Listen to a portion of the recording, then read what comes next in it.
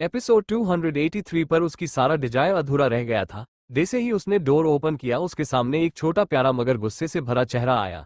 ये कोई और नहीं उसका बेटा रुद्रांश था, जो आपने डैडी को खा जाने वाली नजरों से घूर रहा था।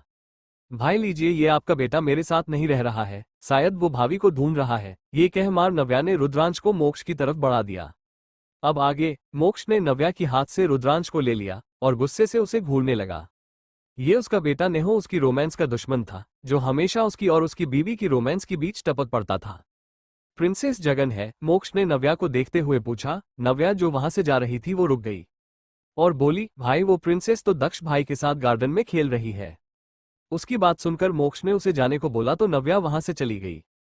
उसके जाने के बाद मोक्ष रुद्रांश को घूरते हुए बोला, क्या तुम अपनी छोटी बहन से कुछ नहीं सीख सकते? वो देखो तुम्हारे डैडी और मोम को डिस्टर्ब नहीं कर रही है, और एक तुम हो जो हर वक्त आपने डैडी और मोम के बीच टपक जाते हो। उसने रुद्रांश को बेड पर सुला दिया। तभी ईशानी वॉशरूम से बाहर आई। आपने बेटे को देखकर उसकी होठों पर स्माइल आ गई। रुद्रांश ने भी अपनी मोम को महसूस कर लिया और घुटनों के बल बैठकर खिलखिलाने लगा। उसकी आंखें अपनी मोम पर टिकी हुई थी। ईशानी उसके पास आ गई और उसे गोद में ले लिया।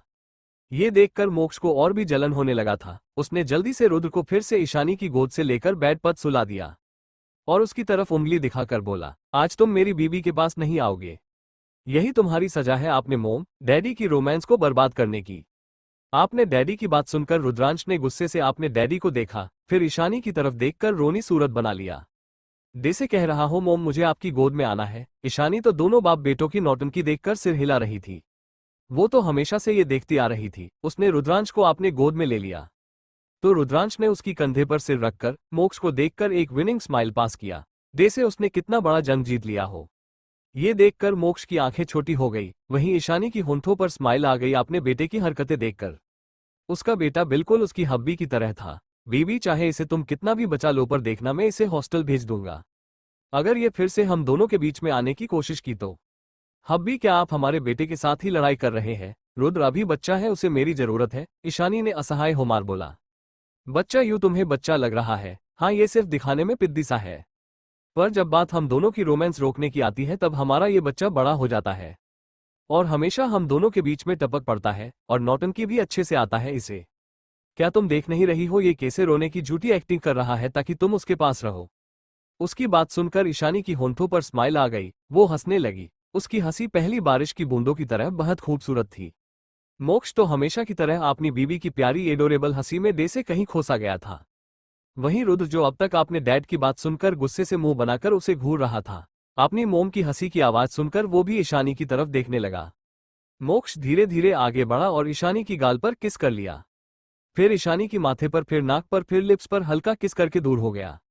वहीं रुद्रांश ने जब ये देखा तो अपनी बच्चों जैसी आवाज निकालने लगा। ऐसा लग रहा था जैसे वो गुस्से में हो।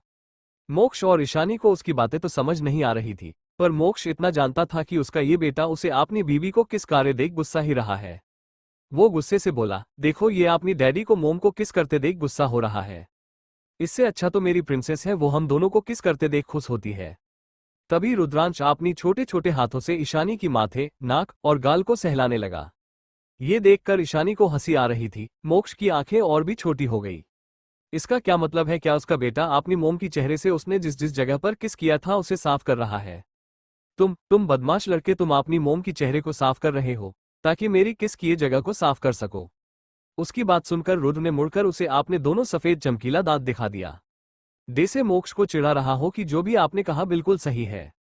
तभी रुद्र अपनी मोम की तरफ मुड़ा, फिर अपनी बच्चों जैसी आवाज निकालकर ईशानी को खुशी से देखते हुए ईशानी की माथे पर किस कर लिया, फिर उसकी गाल पर किस कर लिया जिस जगह मोक्ष ने किया था। वो ये दिखाने की कोशिश कर रहा था कि मेरी मॉम को आपकी जरूरत नहीं है, मैं उन्हें किस कर सकता हूँ। वहीं उसकी हरकत देखकर मोक्ष की आंखें फैल गई थी। क्या उसका बेटा उसकी नकल कर रहा है? ईशानी की चेहरे पर रुद्र की सलाइवा लग रहा था, फिर भी वो चुप रही। जैसे ही रुद्र ईशानी की होंठ पर किस करने वाला था, मोक्ष ने गुस्से से उसे एक हाथ से ऊपर उठा लिया। ईशानी फिर से हंसने लगी। जब से उसके दोनों बच्चे उसकी जिंदगी में आए हैं तब से वो हर दिन हंस रही थी। इतना तो उसने 6 सालों में भी नहीं हंसा होगा जितना वो इन 6 महीने से हंस रही थी। रुद्र मोक्ष की हाथ में किसी बंदर के बच्चे की तरह लटक रहा था और गुस्से से अपने डैडी को देख रहा था। उसकी डैडी की हिम्मत कैसे हुई उसे उसकी मोम से अलग करने की? वो अपनी मोम को किस कर रहा था। क्या ये उसके डैडी सहन नहीं कर पाए? तुम बदमाश पिद्दी, तुम्हारी हिम्मत कैसे हुई मेरी बीबी को किस करने की? तुम्हारी मोम सिर्फ मेरी है समझे, कभी भी आपनी मोम मतलब मेरी बीबी को किस मत करना समझे, वरना यहां से उठाकर बाहर फेंक दूंगा, मोक्ष ने गुस्से से कहा।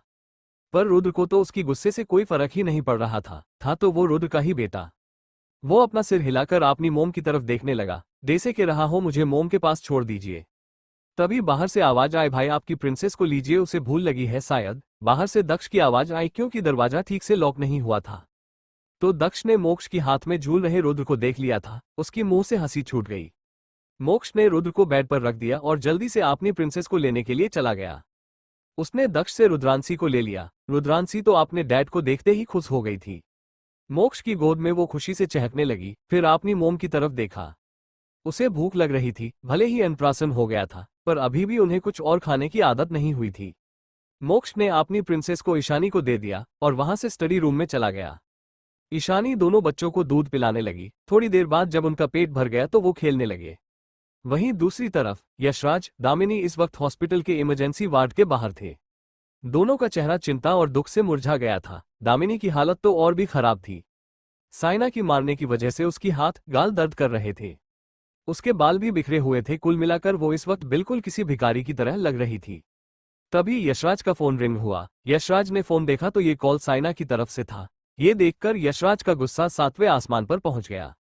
दामिनी ने जब यशराज को इतने गुस्से में देखा, उसने उसके कंधे पर हाथ रख दिया। कौन है? दामिनी ने उसे रिलैक्स कराते हुए पूछा। अभी उसे यशराज की जरूरत थी अपनी बच्ची को बचाने के लिए। वो नहीं चाहती थी कि यशराज यहां से किसी काम की वजह से चला जाए। यशराज गुस्से से बोला, साइना कॉल कर रही है, पता नहीं इतने तमाशे करने के बाद अब इसे क्या चाहिए। उसने गुस्से से फोन उठा लिया ताकि अपना गुस्सा साइना पर निकाल सके। यही तो वो हमेशा करता था। पहले वो अपना सारा गुस्सा सुमिना पर निकाल देता था और जब साइना थोड़ी बड़ी हो गई तो वो अपना सारा गुस्सा साइना पर निकालता था। जैसे ही उसने फोन उठाकर चिल्लाने वाला था, उधर से साइना की सरकास्टिक आवाज आई, क्या हुआ डैड, क्या आपकी वो बेटी मर गई? क्या मैं उसके लिए फूल की माला भेजूं और आत्मा शांति के लिए पूजा रखवाऊं? उसकी बात सुनकर यशराज बौखला गया और गुस्से से बोला, तुम घटिया बेशर्म लड़की, तुम चाहती हो मेरी बेटी मर जाए? तो उधर से साइना हंसते हुए बोली, अगर मैं ऐसा चाहूं तो भी आप क्या कर सकते हैं? वो आपकी नाजायज औलाद है, भूलिए मत। मैं उसे और आपकी उस 2 कौड़ी की रखेल को बर्बाद कर दूंगी।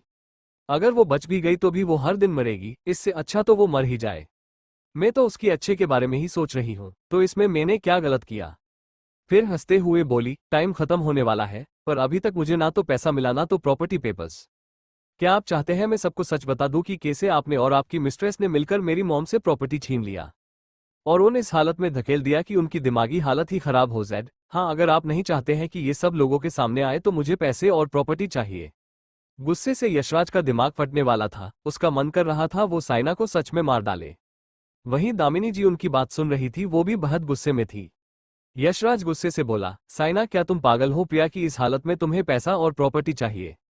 उसने इतना ही कहा था कि दूसरी तरफ से साइना ने कॉल कट कर दिया। दामिनी गुस्से से चिल्लाई, उस घटिया लड़की की इतनी हिम्मत, वो इस सिचुएशन में एडवांटेज उठाना चाहती है। उसे मेरी और मेरी बेटी की हिस्से की प्रॉपर्टी चाहिए, ऐसा कभी नहीं होगा।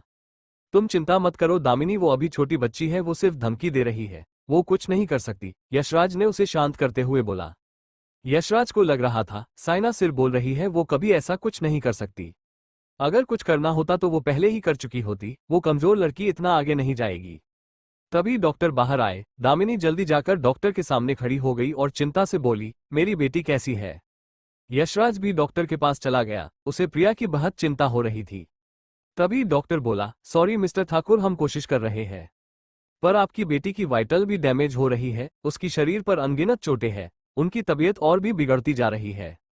दोनों पैर हाथ भी बुरी तरह से टूट गया है। उनकी जीभ को भी किसी ने काट दिया है। ऐसा लग रहा जैसे किसी ने अपना सारा गुस्सा उन पर निकाल दिया है।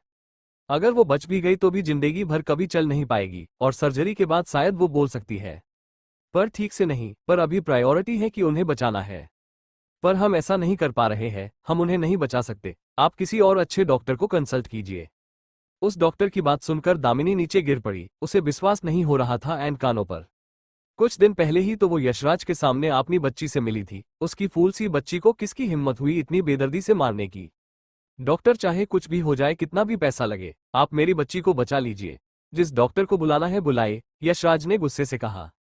डॉक्टर ने बोला, उन्हें सिर्फ एक ही डॉक्टर बचा सकती है, और वो है डॉक्टर ईशा। अगर आप उन्हें बुला सकते हैं तो आपकी बेटी जरूर बच जाएगी। इतना कहकर वो डॉक्टर वहां से चला गया। वहीं यशराज गुस्से से उबल रहा था। वो जानता था कि वो लड़की कभी उसकी बेटी को बचाने के लिए नहीं आएगी। दामिनी भी ये बात जानती थी, क्योंकि यशराज के प्लान के बारे में भी उसे पता रहता था। दामिनी रोते हुए बोली, यश, मुझे नहीं पता आप क्या करेंगे, पर मुझे अपनी बेटी सही सलामत चाहिए।